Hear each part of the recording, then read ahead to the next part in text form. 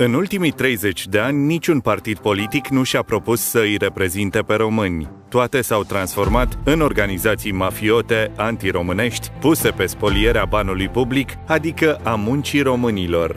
Timp de 30 de ani România a stat pe loc. Asta, deși dispune de resurse colosale de petrol și gaze, apă, păduri, ieșire la Marea Neagră și la cel mai important fluviu al continentului. Are cel mai bun pământ arabil care ar putea hrăni toată Europa.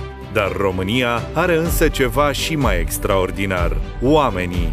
Peste 3 milioane de români au fost forțați să își părăsească țara, exod care nu s-a regăsit decât în statele lovite de război, iar în România niciodată până în prezent. Avem 30 de ani în care nu s-au construit autostrăzi, în care nu s-au mai construit spitale sau să se renoveze cele existente, în care rețelele edilitare au fost exploatate de străini fără a se realiza investiții.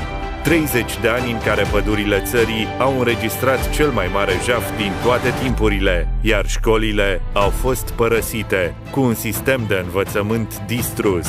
La acest dezastru au participat toate partidele politice, emanații ale fostului regim comunist, democratizat doar aparent. Ele nu au servit pe români, ci găștile mafiote, de multe ori supuse și vândute unor interese străine. Am fost mințiți, înșelați și trădați. A venit timpul ca românii să își ia țara înapoi. A venit timpul ca românii să se unească. A venit timpul Alianței pentru Unirea Românilor. AUR. Haideți alături de noi! E timpul ca românii buni să nu mai stea deoparte.